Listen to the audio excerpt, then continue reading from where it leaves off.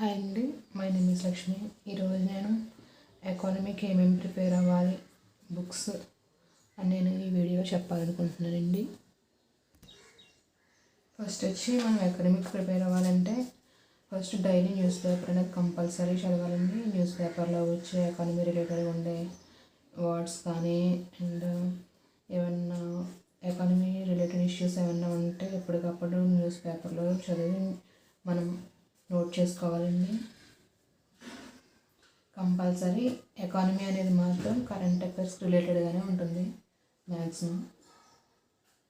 And next చిన్న చిన్న పదాలు వాటి అర్థాలు అనేవి మనం కంపల్సరీ తెలుసుకోవాలి. మనం సైన్స్ సైడ్ నుంచి వచ్చి ఉంటాం కదా, అలాంటి వాళ్ళకి ఎకానమీ వర్డ్స్ అనేవి కొంచెం కష్టం అవుద్ది. అలాంటి వాళ్ళు ఆ పదాలు వాటి మీనింగ్స్ అనేవి చదవాలి. అవి ఎందులో ఉంటాయంటే 6th నుంచి 10th క్లాస్ వరకు ఉండే బుక్స్లో ఉంటాయి.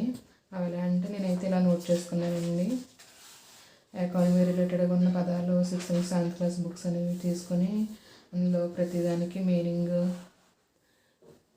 మీనింగ్ డెఫినేషన్ అవన్నీ రాసుకున్నానండి ఇలాగ నేను. సో అలా రాసుకుంటే మీకు చదువుకోవడానికి ఈజీగా ఉంటుంది.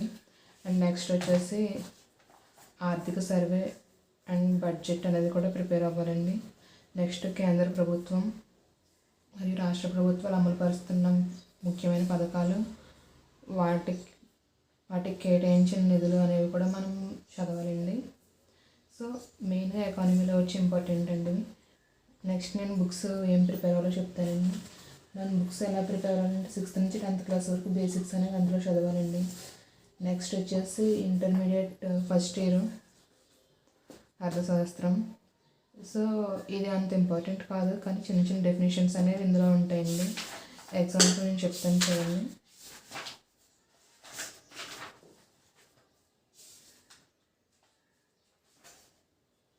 ఇందులో జాతీయ ఆదాయం, దాని నిర్వచనాలు అలాంటివి కొన్ని ఉన్నాయి టాపిక్స్. సో డెఫినేషన్స్ తెలుసుకోవడానికి వాట్ ఈస్ వాట్ అని తెలుసుకోవడానికి ఈ బుక్లో చిన్న చిన్న డెఫినేషన్స్ అనేవి చదవాలండి. ఇందులో అంతా చదవాల్సిన అవసరం లేదు.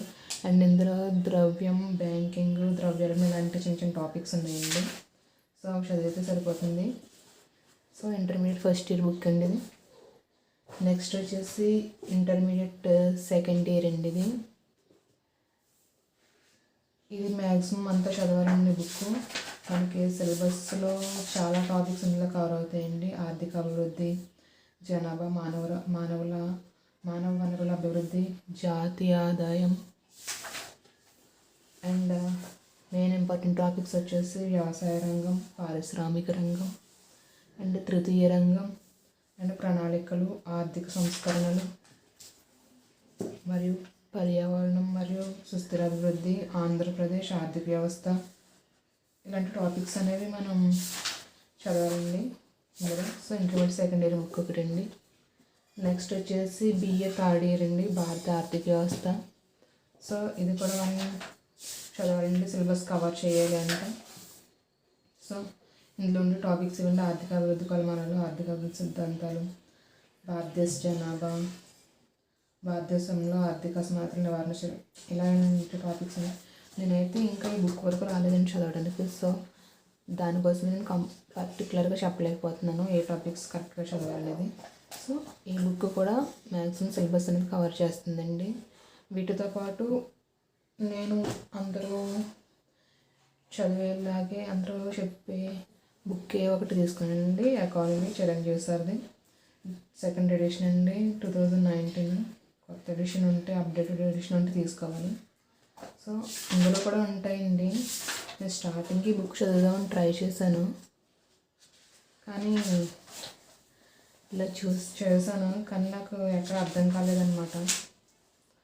సో దానివల్ల నేను బేసిక్స్ నుంచి చదవాలి అని చెప్పి డిసైడ్ అవి ఆ బుక్స్ అనేవి తీసుకున్నానండి.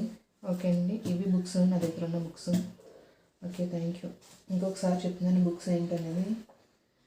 Intermediate first year economy, second year and BA third year ఇవ్వండి బుక్స్.